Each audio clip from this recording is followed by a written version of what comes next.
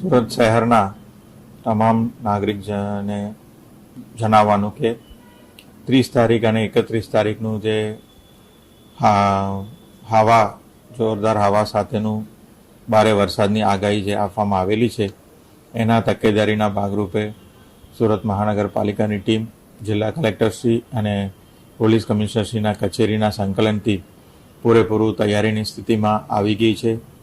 તમામ લો લાઇંગ વિસ્તારમાં જે છે આજે તકેદારીના ભાગરૂપે એવેક્યુએશન પણ કરવામાં આવશે અને લોકોને લો લાઇંગ વિસ્તારમાં રહેતા લોકોને સુરક્ષિત જગ્યાએ ખસેડવામાં આવશે. એમને તમામ સુવિધાઓ પણ આપવામાં આવશે. એની સાથે સાથે આ વખતની આગાહીમાં ભારે સ્પીડથી પવન આવવાની પણ શક્યતા છે.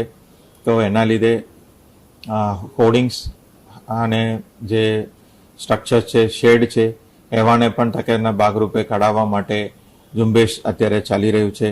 કન્સ્ટ્રક્શન સાઇટ ઉપર જે તકેદારી કરવાનું છે, ત્યાંના વ્યવસ્થાઓ, ત્યાંના મશીનરી છે, એને સેફ સ્થિતિમાં લાવવાનું પણ સૂચનાઓ તમામ બિલ્ડર્સને આપવામાં આવેલી છે. એ સિવાય હાઈ માસ્ટ જે લાઇટ્સ છે એને પણ લેવલ ડાઉન કરવા માટેનું પણ એલાયદી સૂચના આપવામાં આવેલી છે.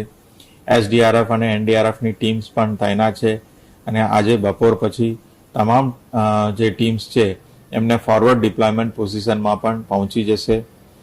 જ્યાં જ્યાં જરૂર પડે તો રોડ રસ્તા બંધ કરવાની પણ તૈયારી રાખવામાં આવેલી છે. આવી રીતે આ જે અત્યારનું જે આગાહી છે એને સુરક્ષિત રીતે પાર કરવા માટે એસએમસી તંત્ર તરફથી તમામ તૈયારીઓ કરવામાં આવેલી છે. નાગરિકોને ખાસ વિનંતી છે કે તમારા ઘરમાં કોઈ પણ એવા અનસ્ટેબલ સ્ટ્રક્ચર હોય, શેડ હોય, પાતરા હોય, સોલારના પણ પેનલ લાગેલા હોય, એને સુરક્ષિત સ્થિતિએ લાવવા માટે ખાસ તમામને અનુરોધ કરું છું.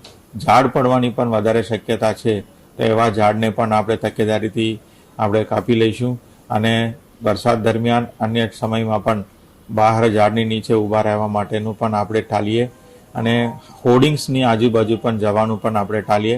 તમામ હોર્ડિંગ્સનું સ્ટ્રક્ચરલ સ્ટ્રેન્થ પણ આપણે ચેક કરી રહ્યા છે. તેમ છતાં તકેદારીના ભાગરૂપે તમામ નાગરિકોને સાવચેતી રાખવા માટે ખાસ વિનંતી કરું છું અને તમારા સહકાર માટે, તમારા સપોર્ટ માટે ટીમ એસએમસી કટિબદ્ધ છે. આજે 30 તારીખ બપોર પછીથી માંડીને 31 તારીખ આખો દિવસ રાત સુધી પણ આમાં આગાહી છે. તો 1 તારીખના સવાર સુધી આપણે એક તકેદારી રાખવાની ખૂબ જરૂર છે.